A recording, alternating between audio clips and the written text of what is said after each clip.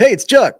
Get to know his mannerisms, all that type of stuff, because he's a unique character. But yeah, I spent a little time with him in my high school years when he was recruiting me at UCLA, and I didn't have the strongest impression of him at first because Coach Kelly's someone you gotta get to know. You gotta get to know his mannerisms, all that type of stuff, because he's a unique character. But once I got to know him a little deeper, I mean, I love Coach Kelly. I'm so glad he's a part of what we're building here at Ohio State, and I think he's the perfect fit. Yeah, I spent a little. Let's get it. And I don't think he's going to throw the ball as much as he thinks he's going to throw the ball now that Chip Kelly's on board. And I'm happy about that. More quarterback. The truth is Ryan Day has made a change philosophically, but it's none of those. You all know who wins. LSU is the drunkest fan base in the country. Hey, welcome into Juck on Bucks on a Thursday. So nice of you all to join me. I appreciate you guys so much. And I want to start off by apologizing. Yesterday's video was very late, and I promise you it wasn't because it wasn't done. It was done. I set it to release at 8 a.m. as I usually do, and at 11 o'clock I popped in to respond to the comments as I do every day. Please feel free to leave a comment. It helps the video, and I love communicating with you guys. It's my favorite part of the videos, honestly, is talking about it the next day. That's why I do this. But there were no comments because there was no video. So I had to re-download the thing and then re-upload the thing. That takes 45 minutes. Anyway, the point is I was very late in publishing yesterday's video, but it's a really good one. We had JR on from the Voice of College Football, and JR got an amazing opportunity to go to Big Ten Media Days, and he's just a Buckeye fan like us who does a podcast like me. And he got to get credentialed as a media member to go to Lucas Oil Field. And he tells the story of his experience along with some really cool tidbits. And it's a pretty cool episode. I think you'll enjoy it. You might have missed it if you were looking in the morning, and you usually watch in the morning, but it is released. It's up. I would encourage you to check it out. A really good one. And I want to thank JR again for coming on with me and getting that done, because it was an awesome episode. Too bad he didn't pay attention to the clock, and we could have done it from him when he was on the field. That would have been really sweet, JR. Nonetheless, it was a good episode, and I appreciate you, buddy. But we got a lot of college football to get to today. A ton of stories. I don't think I'll get to them all. I'll probably have to have some left over for tomorrow's show. But a lot of stuff, man. We got Will Howard, Alex Orgy debate, which is wild, but apparently a thing. Ryan Day living in Jim Harbaugh's head rent-free, and I absolutely despise that phrase now. But we got to get to it. Ross Bjork made what I consider to be a mistake, his first, in my opinion, and I'll tell you why. And there is a new 5-star wide receiver who has been offered by Ohio State. And I'm not talking in the class of 2026. I'm talking right now, class of 2025. And we'll get to that. But on Monday, the Connor Stallions documentary news was released that there would be a documentary on August 28th called Sign Stealer about Connor Stallions. And I talked about that documentary for approximately 90 seconds on the show. And at no point did I say anything about the game, anything about a fake championship. I didn't say any of that. I simply talked about the documentary coming out on Netflix, about the guy involved in the documentary, the guy who was involved in a 3 years long cheating scandal. I called him the manifesto dork because that's what he is. Anyone who writes a 500-page manifesto is a manifesto dork. My limit is 250 pages. Anything over that, you get the manifesto dork tag, and he gets it. That guy just happens to be blue, right? So I pointed that out, the story, and absolutely no surprise. But every time I bring up that team, no matter what context, I get the same reaction from their fans. Now, this is a college football show. It says it right on the label there. Juck on Bucks college football show. And in this college football show, I usually talk every episode. I don't know. I probably mentioned 5 to 10 other college football programs outside of Ohio State football. And every time it's theirs, man, they got to hop in, and it's always the same 3 refrains. I mean, the same every time. And they watch a lot. They pretend like they don't. But outside of Columbus, Cleveland, and Cincinnati, Detroit is the fourth largest market that watches not just Juck on Bucks, but every Ohio State show. Everyone will tell you the same thing. They watch a lot of our stuff, but we're the ones that can't get them out of our heads, apparently. Anyway, so this is what they always say. The same responses. 1, cope harder. 2, Ohio State is soft. And the third and most common one is we live in your head rent-free. As if the entire college football world was not talking about that documentary on Monday. Everybody was talking about that documentary on Monday. Well, their former head coach, Jim Harbaugh, now with the San Diego Chargers in the National Football League, settled the debate as to who lives in whose head rent-free for eternity when the Chargers released this hype video. None here were born on third base. None here were born on third base. None here were born on third base, but rather had to work their way to first, then second. Are you kidding me, dude? I've never seen anything like this. This is insane. This dude is in the NFL, getting ready to play an NFL schedule with division rivals that he's going to play twice a year. And he is up here taking passive aggressive shots at his previous job's rival school head coach. That's humiliating. And if I was one of the dozens and dozens of Chargers fans, I would be absolutely furious that this guy is bringing this stuff from his last job into our facility. He's got it on banners, the third base stuff. Like, this is just mind-blowing. And Blue fans, of course, love this. They're still basking in the love for this guy, the guy that bounced on their program, left them with a big old mess, and took the entire coaching staff with him. But they live in our heads. I think that the funniest thing about this entire thing is that Jim Harbaugh repeatedly says this about Ryan Day. And the dude grew up with his old man on the Michigan staff. We want to talk about who had the advantages to break into football, to break into coaching. It's not the dude that was playing quarterback for New Hampshire. It's the dude that was the son of the Michigan coach. But I absolutely cannot believe that video, man. I mean, I think it's so embarrassing. I would be so embarrassed if I was him, that I am in the NFL coaching and talking about my college rival and trying to sneak that in there and be cool. Like, I don't know what reaction he thought he was going to get out of this, or if he's going to pretend like this is not Ryan Day related, or that's just his mantra he's always used. Like, there's no way you can get out of this. This is absolutely 100% related to Ohio State. It's a passive aggressive shot that you have put on billboards or signs all around the facility. It's listed. Look at this. They show it on a billboard here. Third base, but rather had to work their way to first, then second. And the music. Then third. Music. Look at this. That's on a billboard. That's on a sign. Humiliating. So, yeah, the debate settled forever. You're not in Ohio State's head. Clearly, Ohio State is in your head. Your coach left, and he's still talking about Ryan Day. How humiliating, dude. That is humiliating. Not as humiliating as my guy, Deshaun Foster. So Big Ten Media Days rolled on Wednesday. You guys may or may not have heard me stumping for Deshaun Foster. Deshaun Foster is the guy who took over the UCLA job when Chip Kelly left. And Deshaun Foster is a guy who went to UCLA. He's a guy who was a very good NFL running back. And then he went back to UCLA to coach when he was done playing in the NFL. And he's been there on the staff in some capacity for like 9 years. So Chip Kelly leaves. They obviously don't have a ton of time to find a hire. Remember, it was kind of later in the cycle. And they end up choosing Deshaun Foster to coach the UCLA football program.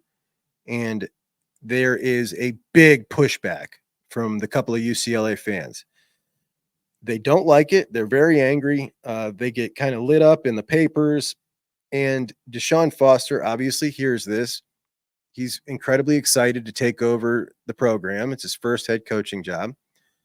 And he gets up at the introductory press conference, and he is basically saying to them with tears in his eyes, I'm ready for this. I can do this.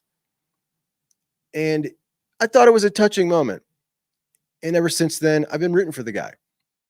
And I have said that on the show a couple of times. Well, today was his debut in front of Big Ten Media Days, and he got up on the podium. I'm sure you guys don't know too much. We'll begin with your opening statement. How you guys doing? I'm happy to be here. Glad to be a part of this great conference. Finally putting two great emblems together, UCLA and the Big Ten. We're a school that's won, 123 championships, so this fits us being right in this conference. Football-wise, we're just excited. I'm sure you guys don't know too much about UCLA, but our football program, but we're in LA.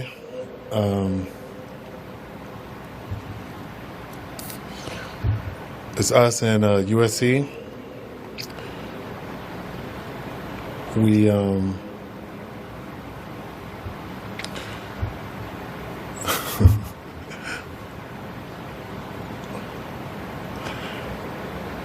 I'm just basically excited, really. That's it. Any questions? In a second. All right. So my initial reaction was, I feel so bad for this guy. He got up there. There's no way he could be clueless enough to not have rehearsed his speech several times because he didn't have any notes. So it must have been in his head. And then he got up there, saw everybody, and just froze. It happens. It happens to the best of us. It's happened to me on this show. It's happened to me on a live show. Now, I saved myself because I take notes. He didn't have any notes. It's either one of two things. Either he rehearsed the thing and knew it in his head and then froze and totally lost track, or this guy, after all the criticism of him being hired as the UCLA coach, went in to Big Ten Media Days, walked up there on that stage, had nothing prepared after seeing all the other head coaches come up and give like a 7-minute opening to their 15-minute press conference there. He had absolutely nothing prepared. It's one of those two things. It can only be one of those two. And my initial reaction was, it has to be the first. There is no way this guy is that much of a bonehead that he would not have prepared anything. Unfortunately, I think that's what happened. I don't think he had anything prepared. I even was irritated with one of my buddies who said, when I said, poor Deshaun, that was my initial reaction. He said, poor Deshaun, poor UCLA. And I said he was a cold-hearted son of a gun because I'm just empathetic to the guy for some reason. I'm not anymore. I'm with him now. I'm out. Like, that is not just humiliating, but I really think that he went in that unprepared. I don't think it was he just froze. I want to believe that, despite the obvious. It's obviously he wasn't prepared at all. That's just humiliating. That is absolutely humiliating. And even the opening sentence, I'm sure you don't know much about us. These are sports journalists. They don't know much about UCLA. We're in LA. Yeah, it's the second part of UCLA. It's us and USC. Dude, are you serious?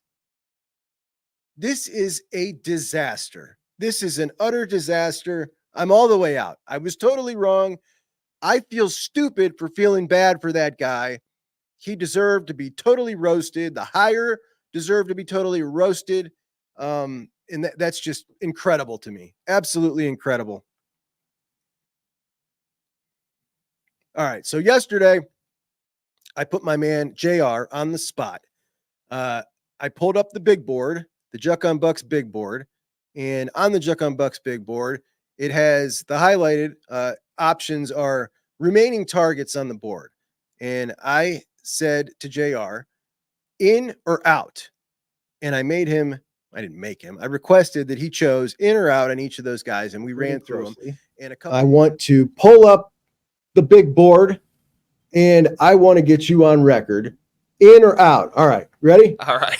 Here's the big board. Now, we're going to go down to running back. Turbo Rogers, in or out?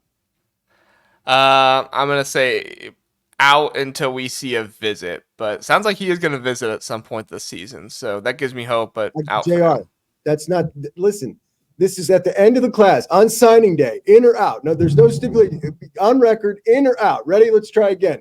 All right. Turbo Rogers, in or out? We ran out. Through them. And a couple of you guys have pointed out that is not fair because I didn't do it in turn. I put him on record. I didn't put myself on record. So I'm going to do that today because it's only fair. And we have some recruiting news. Brian Hartline has offered another wide receiver, and this is a big-time wide receiver. Hartline offered Jerome Myles, and he is a class of 2025 wide receiver. We're not talking about a 26 guy. This dude did not have a Buckeye offer. He's 6'2", 205 out of Corner Canyon High School in Utah. And if that sounds familiar, that's Devin Brown's high school. His 24/7 internal ranking is a 5-star, number 5 wide receiver in the country. And his composite is top 75 overall player in the country, the 11th best wide receiver. He was committed to Ole Miss, and exactly 1 month ago today, he decommitted. Since then, Akylin Deer and a couple other big high-profile guys in that class have decommitted. I'm not quite sure what's going on in that class. But as soon as he decommitted, he got a flurry of offers.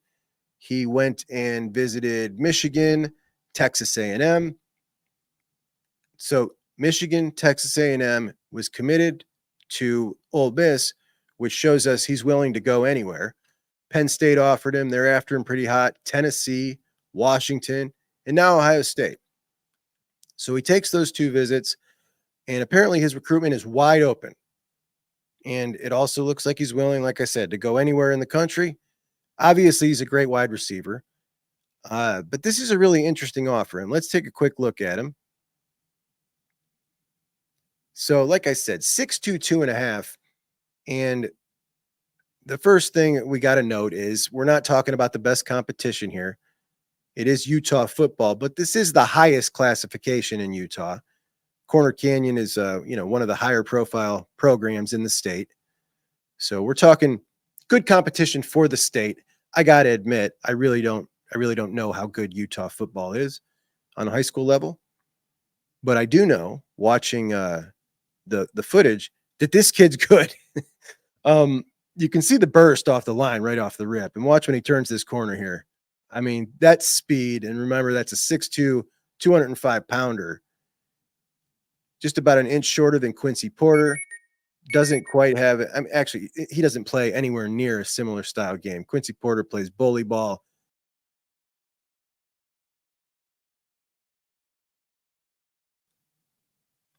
So we know Hartline doesn't just offer willy-nilly. There's obviously a lot of dialogue going on between the two of these guys. Will he come visit Ohio State soon? I would guess probably so. I don't think Hartline's going to offer this dude unless he's already got that set up.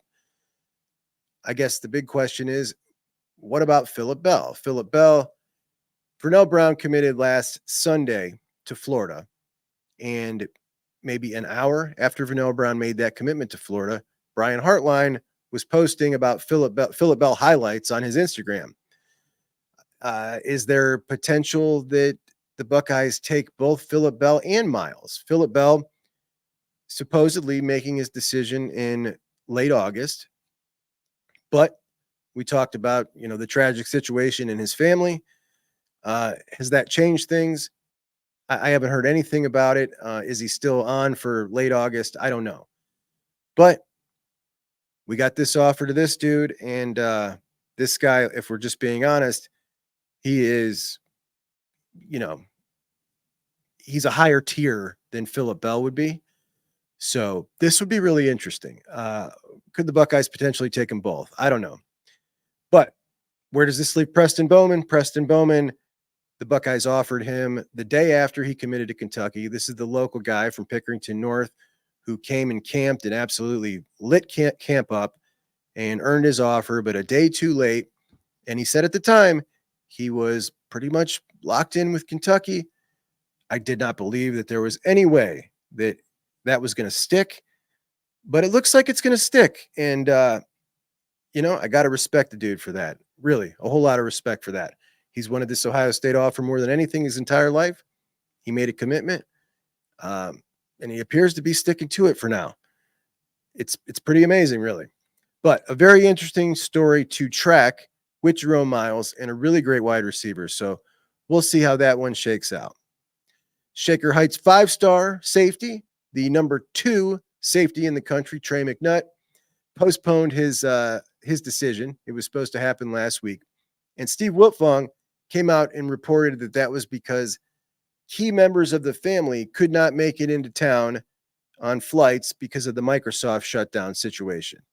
And because of that, Trey McNutt didn't delay it for the next day or 3 days from then. He delayed it 2 weeks. And my thought at the time was it probably was not Microsoft issues, as Trey did not say that. Wiltfong said that. I didn't hear Trey say that, so I'm allowed to speculate. And I assumed that it was most likely Texas A&M coming in a little bit harder, as we know that he was leaning Oregon. Texas A&M probably knew that too, and they wanted to give him a reason to delay that decision. Well, McNutt is now going to visit Texas A&M again, and before he makes the decision, which is now 10 days away or something. A&M been pesky throughout this entire thing, been thought to have one of the bigger NIL packages for him right from the beginning. I think he wants to go to Oregon, and I think A&M is giving him a lot of reasons to reconsider. They're jacking up the price, man. They're jacking up the price of poker. And to be honest, I'm kind of enjoying this little battle here that the two of these guys are fighting as we sit back on the sidelines and kind of chuckle, because we have the number 1 safety in our class in Faheem Delane. Trey McNutt, not in the class, if we're putting me on the record. All right, running back Shekai Mills-knight. Shekai Mills-knight is a guy on the board. Let's talk about Shekai. 3-star running back. No, he's not, but he's rated a 3-star running back out of Tennessee. Carlos Loughlin's first offer when he got hired by the Buckeyes. This is a big-bodied back. I believe when he's fully physically developed, not fully, but he's going to be playing his college football at about 6'2", 235. A big dude, not incredibly fast, but fast for that size. Physical dude, physical runner. We watched this film quite a few times. It's a whole lot of fun, and I really like the guy. Supposedly, he's visiting Ohio State this week. I thought a couple weeks ago that Ole Miss was in the strongest position to get him. Ole Miss, Tennessee, Auburn were really pursuing him hard, and Ole Miss has been prioritizing him quite a bit. Ole Miss has now lost Akylin Deer, the number 1 running back in the country. Akylin Deer was the only running back in their class, so they now have no running backs and a great relationship with Shekai Mills-knight. And we just talked about Jerome Myles. They've lost him too, and another high-profile recruit. So they got plenty of money freed up to offer Shekai Mills-knight and a wide open backfield for him. He's since got a crystal ball to Ole Miss. He's also seemingly been interested in pretty much just the SEC this entire recruitment. So if we're talking about our big board, Shekai Mills-knight, not in the class. That's me on record. And this is not like Wiltfong. I don't go changing these around. That's my final prediction, JR. We got to keep it fair, even Steven here. Now, whether he shows up for his visit or not, I don't think it changes anything, but it would still be nice to get him on the campus. Now, Turbo Rogers, the Alabama commit. Turbo is a 4-star, just outside the top 100 overall. An absolute burner, obviously, hence the nickname, right? And he is kind of being pigeonholed by folks as a bit of a gimmicky back. Just specifically a scat back, a little speedster. And I think they're underselling him. It's true that he is 5'8", but we're talking about a dude who's 5'8", 190, and rocked up at 17 years old.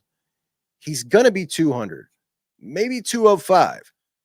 And at 205 back at 5'8", that's a well put together guy. Obviously, he's incredibly fast. We know that.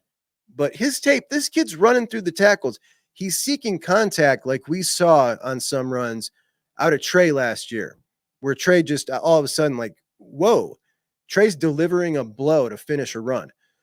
I don't think that this dude is just a scat back. I don't think that because you're 5'8", you can't be more than that. It's about muscle and about weight. And a 205-pound back, that's pretty much the prototype anymore. Sure, they're going for guys that are 5'11". I don't think that 3 inches means anything. As fast as he is, yes, he'll have some issues in pass pro. Probably not a 3-down back, but he's not some gimmicky guy. He's really not. And he is a guy that Carlos Loughlin has had a great relationship with since the dude was in 8th grade. However, we still have a sweet couple of backs in this class. Turbo Rogers' dream school has always been Alabama. I watched a video of him talking when he first got the offer, just how amazed he was by it, like a dream come true. And he's currently the only back in that class. We think that Akylin Deer will be in that class, so he's going to be the number 1 back in the country in that class with him. But still, that's just 2 backs. And they have, a little bit different skill sets. So he's supposed to come visit for a game in the fall. And I think he probably will.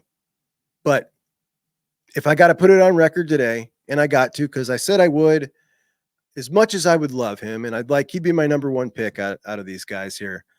And I don't mean just him and Shekai. I mean anybody available. He'd be my number 1. Not in the class. That's my pick. And it makes me sad because I would really love this guy. He is so electric. And they want a 3rd back. We've heard that time and time again. I don't think if they get a 3rd back, it's going to be anyone that we're even thinking about. It's probably a name that we will know, maybe a flip or something, but it's nobody that we've talked about yet as a member of this class. That's my prediction if they get a 3rd back. But at this point, I don't know. It's probably a transfer portal guy. I just don't see anybody worthy of that scholarship outside of those 2 guys and bringing on that number. I don't see any developmental guys that we're after that are still on the board that would be like, okay, this guy looks good. I just don't see it. Okay, Josh Petty. We've heard the smoke about Josh Petty. Josh Petty, the excellent lineman out of Georgia, 5-star guy, smaller school. So the film on him is against weaker competition, but we can see his athleticism. We can see, we can see a lot of his tools just against weaker, softer dudes. But he's a great dude. He is a very intelligent guy. We're talking about a guy whose final 5 schools are Florida State, Ohio State, Tennessee, and then he also has in there Georgia Tech and Stanford. He's got a really good personality. He's a guy who fits Ohio State in every way. 6'5", 265. So the smaller kind of slender frame that they can put as much weight on as they want. So he's not some big behemoth, which seems to be their preference. David Sanders is not a guy who's super heavy. And again, a 5-star guy. We know that his sister goes to Florida State and that he is kind of trending Florida State. It seems like right now the Buckeyes making this big push recently are maybe have snuck up into that number 2 spot. Now, this is a guy that was not one of the late flurry of offers from Justin Fry. He was offered by the Buckeyes in September of 2023, but he wasn't really pursued by the Buckeyes. He just wasn't high on the priority list for whatever reason. It could have been that Kirby Smart flew his helicopter to the kid's home stadium and landed on the football field. He's in Georgia and Kirby does that. I don't know, man. Are you wasting your time by putting a whole lot of time into that guy? Maybe. He's a 5-star in Georgia. Kirby lands his helicopter. I don't know if I'm putting a whole lot of time into that either. I don't know how much I can bag on the Fry man for this one. That one seems like a super uphill battle, but he didn't end up even having Georgia in his top 5. So, the point is, we didn't really pursue him until that second flurry of offers that we talked about. And then we started pursuing him and trying to establish that relationship and get things rolling. And it seems like they've picked up recently, but it seems also like it's just a little too late. And is he going to be in the class when it's all said and done? I'm going to go with no. And he'll make that decision on August 12th. I just think it's a little too late for the Bucks. They didn't really have a shot to get in it as much as they would have needed to pull a 5-star out of Georgia. All right, next man up, Messiah Delhomme. I talked to my buddy Dev about Messiah Delhomme earlier. Messiah Delhomme, this is a guy who's a top 200 player in the composite, a safety. I've not shown his tape, and I probably should have. He's a guy who makes a lot of picks. We're talking nose for the ball. He's a long dude. He's 6'1", about 205 pounds, I think. And athletically, not dynamic, but he seems to always be making a play. And definitely a guy who is a take by the Buckeyes. We know that McNutt is out now, which means he's definitely a take. He's down between, I know for sure Virginia Tech, and I think the other one is either Maryland or Virginia. I think it's Maryland. It's Virginia Tech and Maryland, maybe. And Ohio State. So a little bit concerning. I'm not concerning, but it's just like, why, when you're a top 200 player, are you down to Ohio State, Virginia Tech, and Maryland? Where is everybody else? You're a top 200 overall. That seems kind of strange. He's got the size. It's almost like a what am I missing kind of deal here. Usually that's just not the case. But at any rate, I mean, like, my eyes don't deceive me. The dude's a very good football player. The Buckeyes clearly want him, but there was a thought that he might not be a take. And if the Buckeyes really pushed, they could get him in the class. Well, it seems like now everything we're hearing is he is going to be a take. He's going to make his decision in the not too distant future here. He hasn't announced an official date, but it'll be in August sometime. And I do think that Messiah Delhomme in the class. And he will join the number 1 safety in the class in the JUCK on Bucks rankings, Faheem Delane, and the number 2 safety in the JUCK on Bucks ranking, Deshawn Stewart, and Messiah Delhomme will be the number 3 ranked safety, right ahead of Cody Haddad. And what a safety class for Matt Guerrieri. By the way, guys, I do want to show you this while I'm on the topic of safeties and the secondary. I talked to you the other day about Brody Lennon and Brody Lennon's 21.1 mile per hour real analytics that I saw on that rabbit hole I went down on that Twitter feed. What's it called here? Yeah, real analytics. Really good follow, guys. So these are the defensive backs in the class of 2025, cornerback prospects. And this is the top IGA scores, which is a measure of total athleticism through a whole lot of different tests they do and analytics and such. Listen, I'm not going to pretend to know what it is. But the point is, you see 3 Ohio State guys on there for the top cornerback prospects in the country. Of course, Dev leads the way at number 1. We got Naeem Offord at number 4, the number 1 and 4 most athletic corners in the country. But if we scroll down a little lower, we see our dude, friend of the program, Deshawn Stewart, one of the most athletic cornerbacks in the country. He'll be playing safety for the Buckeyes. He can lay the wood, and he's a supreme athlete, and he's long, and he's an awesome kid. So that's a pretty big deal, man. These guys are serious about their stuff. Check that Twitter page out. It is really fun. There is a ton of data on a lot of different guys. They got some other stuff from Devin that they just posted today.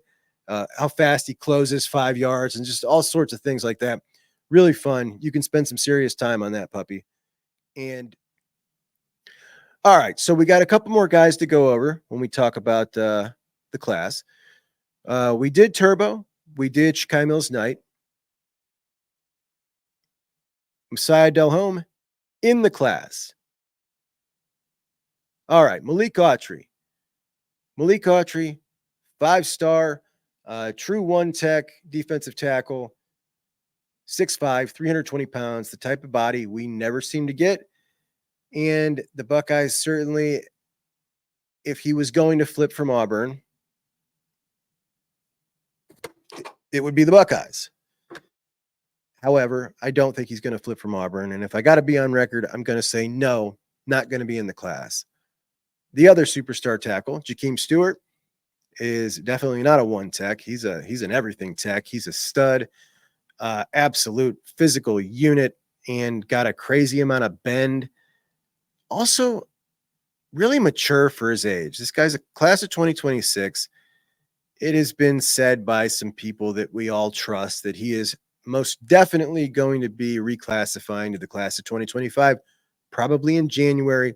So we can just assume, yes, he's going to be in this class. The question is, will he be a Buckeye? From Louisiana, LSU's been making a huge push recently, and they're gaining a lot of ground.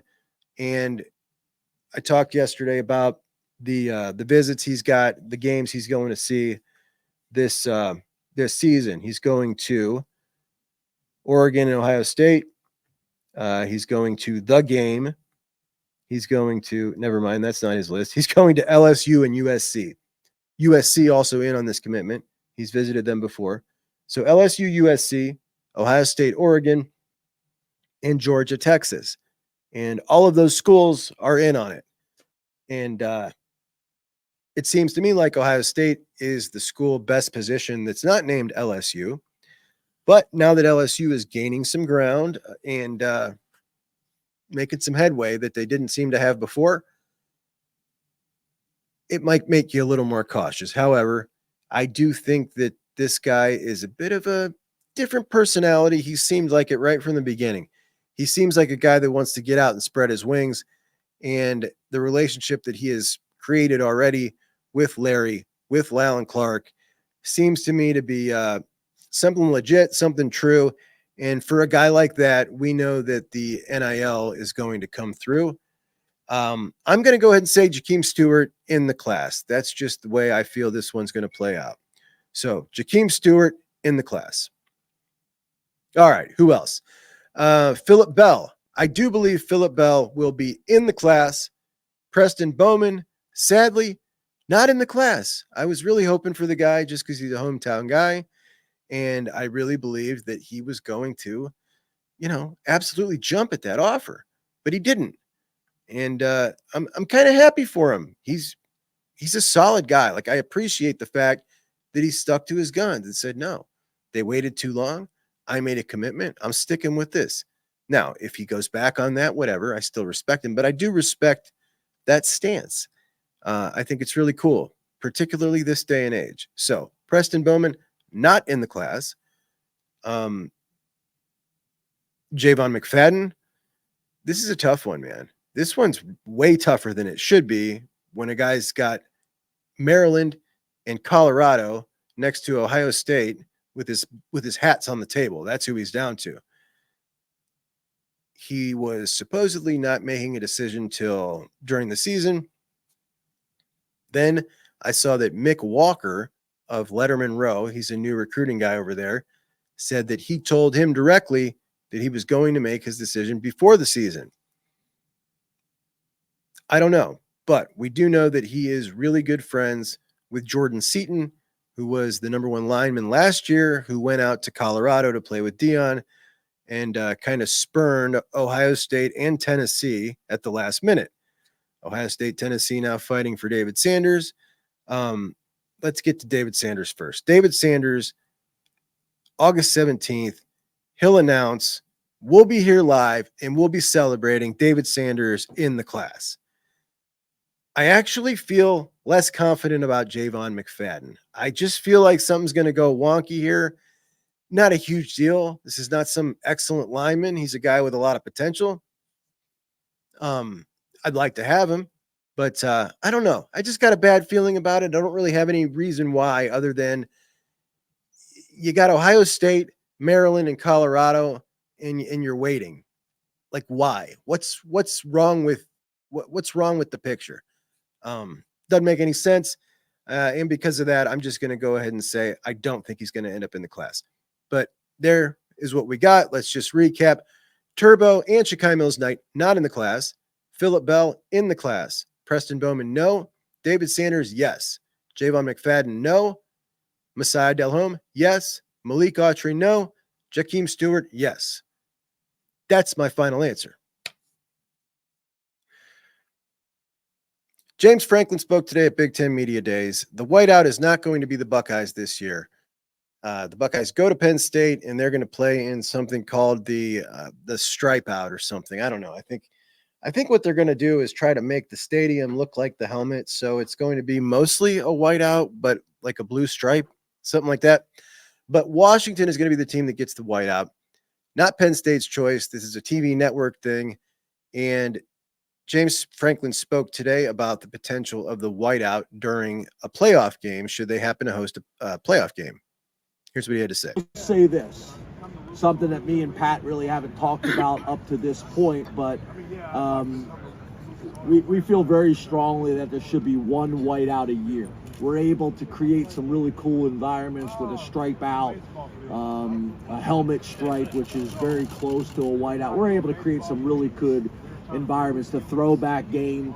I think it's up for discussion with myself, Pat, and others to say, hey, we only do one whiteout a year, but if we would have a home playoff game, is that something to discuss? That, this is a different model in college football, and we want to do everything we possibly can to put us in the best position to be successful. And if that gives us a little bit extra juice in between Pat Kraft and Mother Nature, we may have one of the biggest whiteouts we've ever had. Look, nobody's buying for a second that they're not going to have a whiteout if they host a home playoff game at Penn State. That's one of the more ridiculous things I've ever heard. But I did hear going into this that James Franklin was a real straight shooter. That is not a straight shooter statement right there. They're 100% having a whiteout if they host a home playoff game at Penn State. The debate between the Buckeyes and Oregon for the number one wide receiver room has been kind of one-sided, with most people choosing Oregon, but that's because Jeremiah Smith, still an unknown. I think most people will change their tune by the time that game is being played. However, I did want to show you guys this. This is Evan Stewart training with the route doctor or the route king or something, some kind of name like that. But he works with wide receivers. This is a sick video. Check out Evan Stewart. Yep, that's the one. Nah, yes sir. Nah. Good job, short. Nah, good job, turn. Nah, jab. Cold, nice. Nice. Stay down. That's better. Fast. Yes sir. Come on. I can easy. There you go. Jab. Now, that's it. Hips, bitch. Moving. Good job. The route god. How sick is that, dude? I watched it like 5 times in a row. Maybe you'd like to watch it again. Let's do it one more time. Huh, bitch? Yep. That's the one. Nah. Yes, sir. Nah. Good job. Short. Nah. Good job. Turn. Nah. Jab. Cold. Nice. Nice. Stay down. That's better. Fast. Yes, sir. Come on. I can easy. There you go. Jab. Now. That's it. What is that, dude? What is that? It's like an alien moving. That's insane. Yeah, I could watch that all day. I love it. Absolutely love it. Las Vegas has established odds for the first coach to be fired this season. And the first coach to be fired this season, if you just put a second of thought into it, you'll guess. But I'll give you a hint. It is the coach of the team whose fans are trolling Ohio State fans this week because they signed, and Ohio State did not, a third-generation legacy from their state at wide receiver. That guy is Vernell Brown. That school, of course, is Florida, and that head coach is Billy Napier. Billy Napier, who started off his career at Florida in his first 2 years with 2 consecutive losing seasons, which should absolutely never happen at a place like Florida. You've got 3 guaranteed layup games, which means all you need to do is win 3 games and you've got a 500 record. Totally pathetic, but Billy Napier swears that his program is right on schedule, and he's going to have a rough season. There's no doubt about it. We've all seen the schedule. It's the hardest schedule in the country. The thing is, I think this schedule is actually going to turn out to maybe help him, because it is so difficult that I feel like he's probably going to end up getting a pass at the end of the year, and they'll give him one more go around. He does have some good recruiting going, and, got himself a quarterback in DJ Lagway. If he's smart, he's going to play DJ Lagway. That will create buzz, create excitement, and you run the risk of him transferring if Napier gets fired. Definitely the smart move to start him over Graham. So we'll see what happens, but he's the odds-on favorite. And number 2, also in the SEC, Arkansas, Sam Pittman, one of the best coaches out there. And I mean, like, dudes, just like a best dude, not coach. He's an awesome guy. He's hilarious. He's fun. He's an offensive line guy. I love offensive line guys. Just a football dude. And the type of guy that if he was just a little bit better, I feel like Arkansas would let him coach till he retired. But he's just not that good. They absolutely love him. I was really rooting for him, and I'll be rooting for him again this year.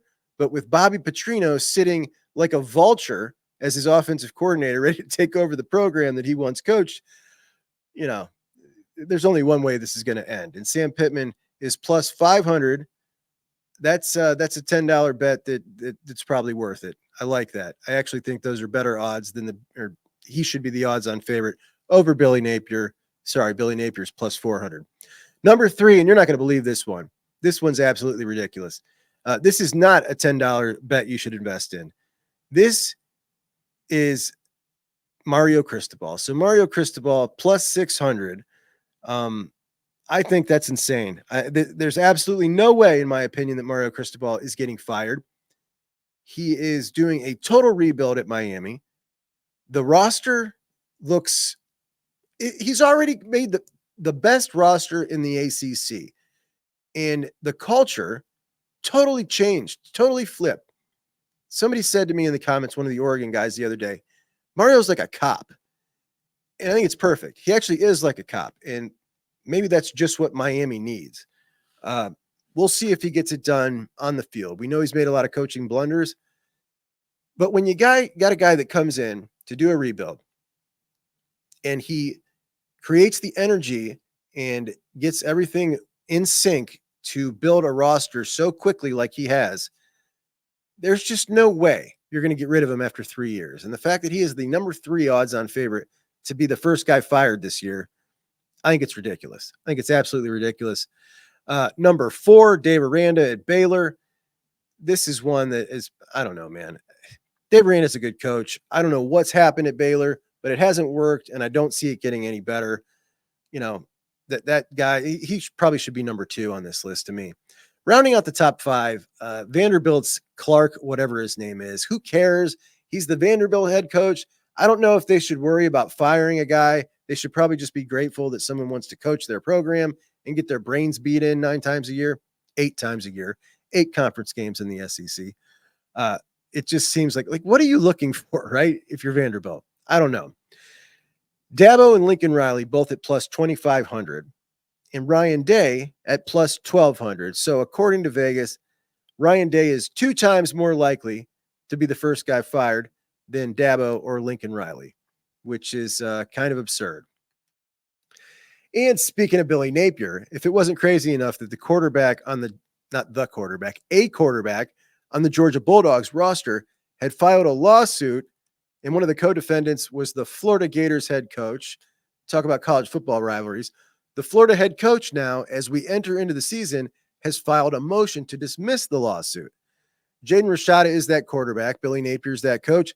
Napier's attorneys claim that he could not have defrauded Rashada because the statement that Rashada has attributed to Napier is alleged to have been made after Rashada had already abandoned the Miami deal. And if you don't remember what Rashada is alleging, that he had a deal with Miami and Florida enticed him out of that deal with a deal of their own. So he backs out on Miami, goes to take that Florida deal, and Florida never comes through with the money. So what he's trying to do is recoup the lost funds that he would have had from Miami from Florida. Seems, I don't know, logical enough. Where Billy Napier plays into this is Billy Napier, according to Rashada, they were going to give him a $1 million upfront payment. And he checked with Billy Napier, who confirmed, yes, we're good, referring to that $1 million payment. So the question is, did Billy Napier say we're good? And did he say it before Rashada backed out of that Miami deal or after he had already backed out of that deal? I don't know. But did he say we're good? Hell yeah, he said we're good. He did. Come on, man. Who we kidding here? So Big Ten Media Days, not produced as much fireworks as I imagined, but Lincoln Riley's time at the desk was pretty interesting. I hate on Lincoln Riley a lot. He really is a good coach, if I'm being honest. I mean, yes, he's failed on the defensive side of the ball, but I think he inspires a lot of confidence, and I don't think there's any way he gets fired. There's people talking like that. He came in, USC, I think they had won 4 games the year before when he came in. Let me double check that. Okay, double checked and confirmed. They won 4 games the year before Lincoln Riley came in. And today at the podium, he said that they have now won 19 games in the next 2 years. So absolutely on the right track. And he said it is, right on pace. But it's infuriating to him, as he wants it now.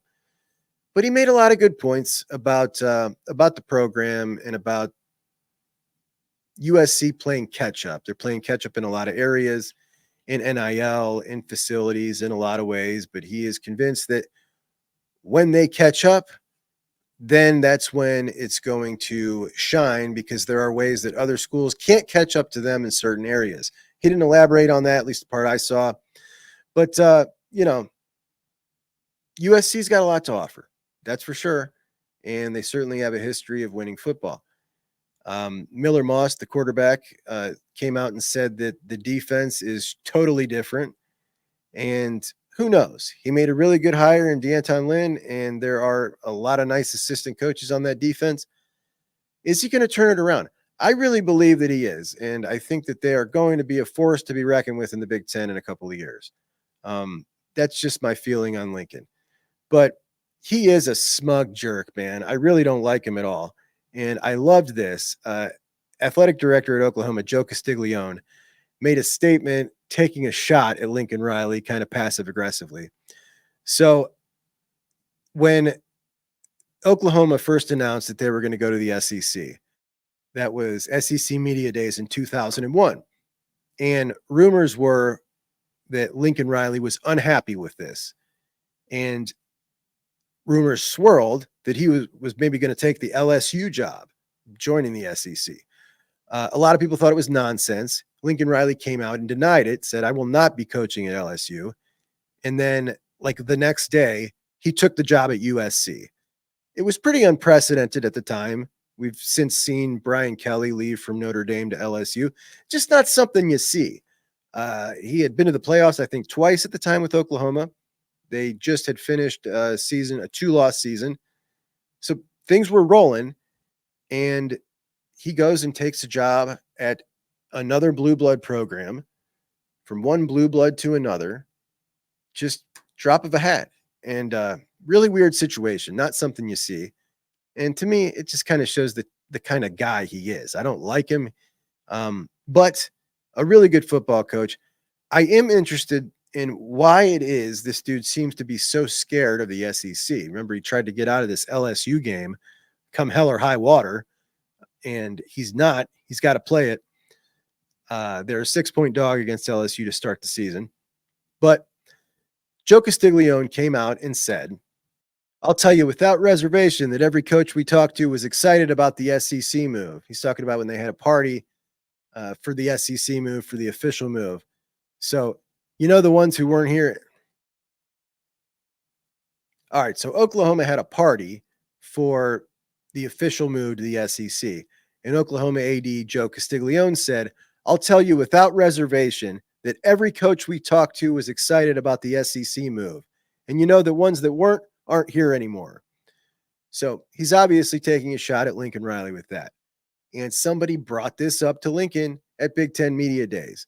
They brought up the quote, and Lincoln said, "I'm not getting into that. Next question." And getting next questioned is probably the most brutal thing ever if you are a reporter asking a question at one of those things. And I feel bad when they're asking a question that they kind of have to ask and they get next questioned.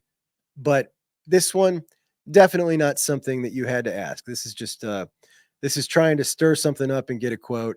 And I'm kind of glad that this guy got his comeuppance, whoever it was that asked that question. And speaking of somebody asking a question, Brett McMurphy is a reporter that many of you guys know. He is the guy who kind of went on the witch hunt about Urban Meyer with the Zach Smith situation and tried to make it out like he was some huge villain over that entire thing. It was totally ridiculous. He got himself in the news quite a bit. He went on and on and on about it. He reported things incorrectly, and he acted like it was just the worst thing ever. He came out yesterday and tweeted this. For starters, just note the mustache. I mean, that's not an ironic mustache. This is not a young dude wearing that mustache. That's his legit look, and it has been for as long as he's been reporting. McMurphy says, Big Ten Commissioner Tony Petitti asked by Ohio State-based reporter, of course, about Michigan's sign stealing allegations last year.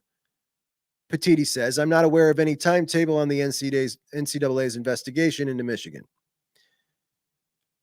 This tweet got fired all around the internet, and of course, everybody was clowning the clearly biased Ohio State reporter for having the audacity to ask that of Tony Petitti.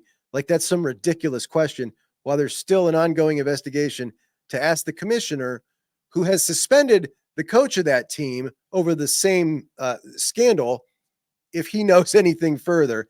After that commissioner talked about his cooperation with the NCAA and sharing information for that suspension.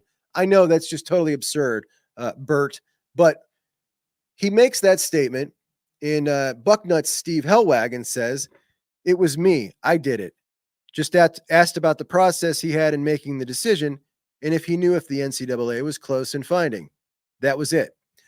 So kind of cool that that Hellwagon responded like that, and it really makes McMurphy look like quite a jerk because Hellwagon is he's just a veteran guy. He's a nice guy. You may like him, you may not, but he's not some guy out there trying to bang the drum for vengeance from the NCAA. Just ask a simple question, as reporters do about things a time or two. All right, my notes for this puppy are long, guys. So Ross Dellinger is maybe the premier college sports writer at this point. He has absolutely just killed it throughout all the changes that we've had in the last couple of years. He's kind of been the go-to guy for everybody. And Ross is a Yahoo sports journalist, and he published an article on Wednesday. And the article was essentially, the whole thing was about the changes in the payment structure coming to the athletes, how it's going to be done. But it was framed in a way where Ohio State was the lead of the story. Ross Bjork was kind of the main character in the story, and he had plenty of quotes, and Ryan Day had some quotes as well. Obviously, there's still a ton of questions as to how this is going to play out with both paying the students, well, more so paying the student athletes than the back pay for the folks that are owed back pay. But he starts out with a quote that just got under my skin right off the rip, and a lot of things did in this article. And this article is it's a big one. It's all over the place, and I think Ross really stuck his foot in his mouth here. But he starts off by saying, Dellinger, that is, the season looms large for Day. The 45-year-old entering his 6th full season in charge, having lost 3 straight years to rival Michigan, and not yet winning a national title. I take issue with, man, as if that is some incredible failure through 5 years to not win a national title. I don't care about people taking shots. I take shots. I think that's an absurd expectation, and I think that's ridiculous to say that when the now unanimous number 1 Kirby Smart in everybody's coaching list did not have a national title at this point in his career. So ridiculous statement by Dellinger right there. But in my opinion, Ross Bjork's misstep here is a pretty big deal. And I know some people want to agree with me.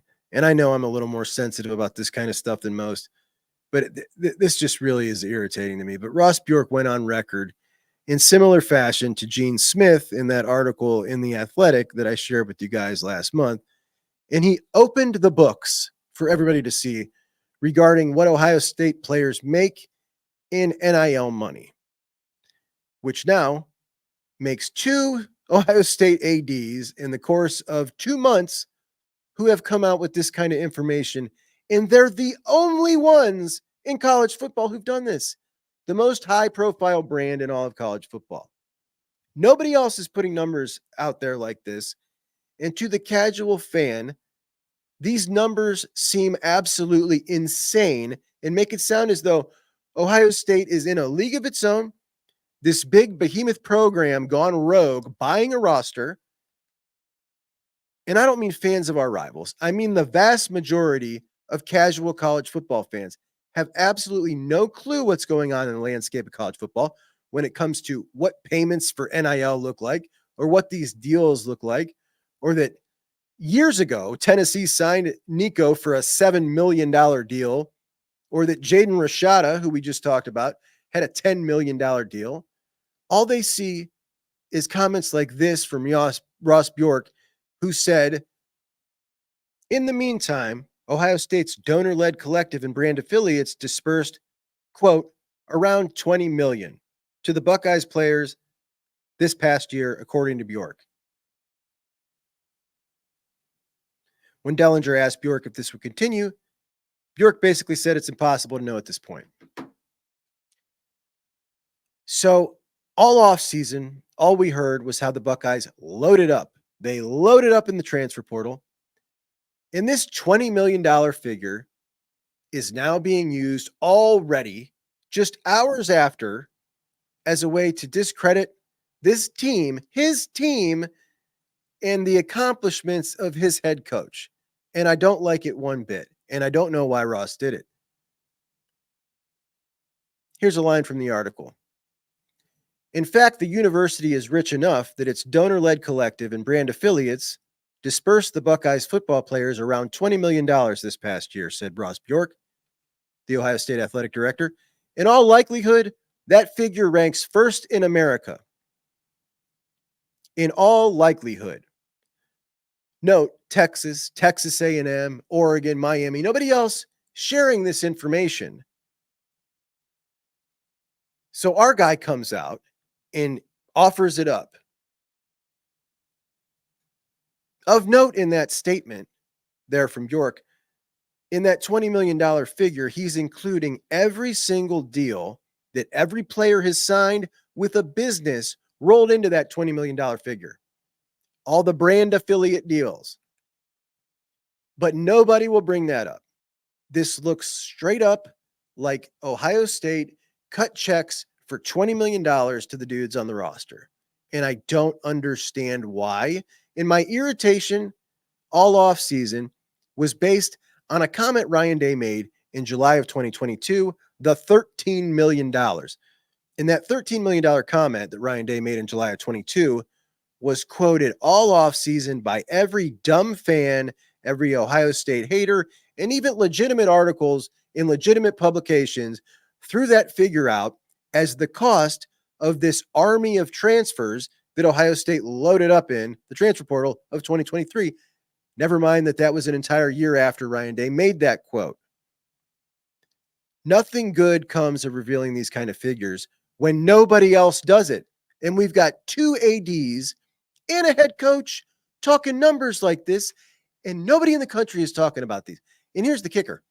The staff is irritated that recruits' family members are coming to Ohio State, looking at it like it's a piggy bank, looking at it like it's a huge payday. Do we want to take a stab at why that might be? Ryan Day instantly regretted putting that number out.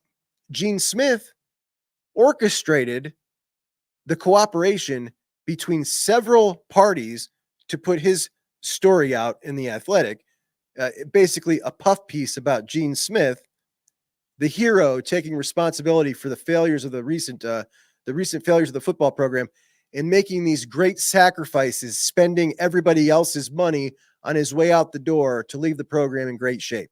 That's the way it came off to me, that Athletic piece about Gene Smith. And I know a lot of people don't care for Gene Smith at all because of some of the things and decisions that he's made. I'm not one of those people. I think in a 20-year career, we're all going to make several mistakes and decisions that we regret. I'm sure he regrets some of those. I'm not a Gene Smith hater, but that article, he totally orchestrated it to make himself look good, like 100%. There's no doubt about it. He had Ryan Day in on it. He greenlit the both collectives to talk about it. There's no way all that happens unless he doesn't orchestrate the whole thing. I'm totally convinced of that. And now Ross Bjork is coming in this article combined with Dellinger and framing it as likely the most paid for roster in the country. And in doing so, he provided a huge unnecessary talking point. And it's an actual real quote this time, not the $13 million quote that was falsely attributed to the transfer portal class with Ryan Day, but a real quote straight from the boss. And it's going to be totally misconstrued because it includes all the brand deals that these guys have made. And this is just now another thing to saddle on Ross Bjork's head coach, Ryan Day. Another thing to discredit his program and its accomplishments, and I don't get it. I don't understand why he did it.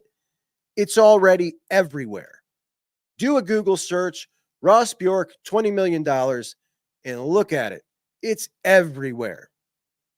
I don't get it, man. I just don't get it. Nobody else is doing this.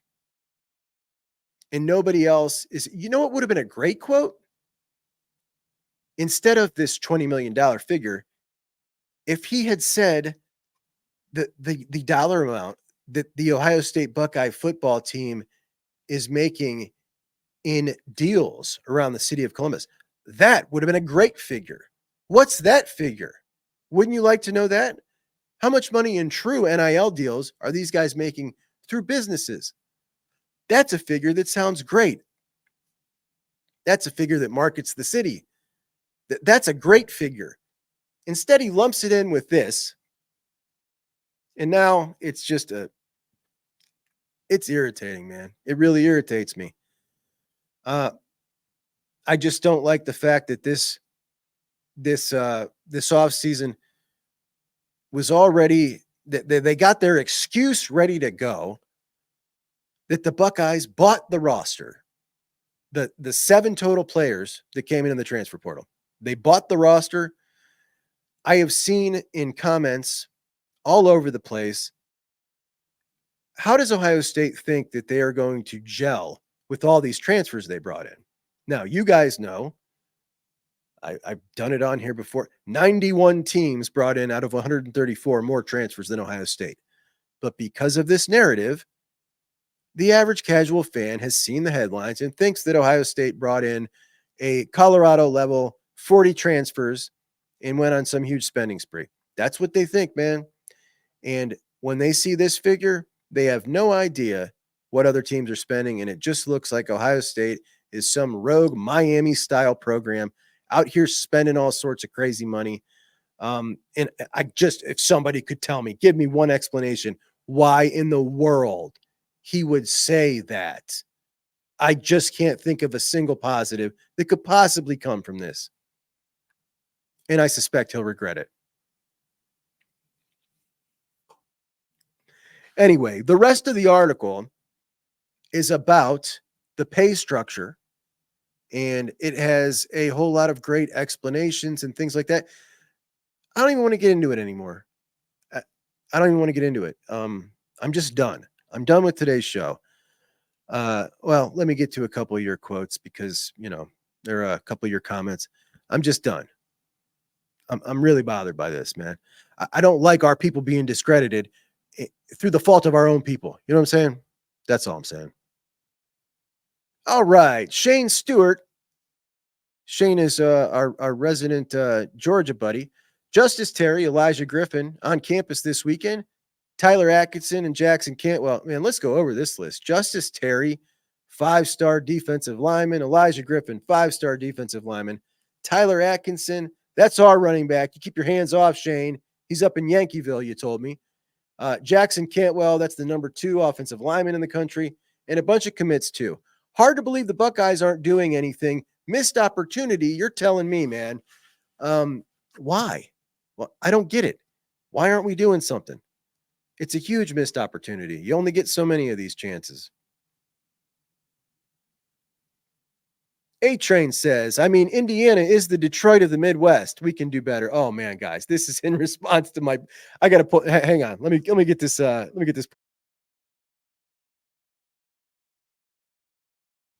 All right. Yesterday's poll question. Would you like to see the Big Ten championship game stay in Indianapolis or rotate locations?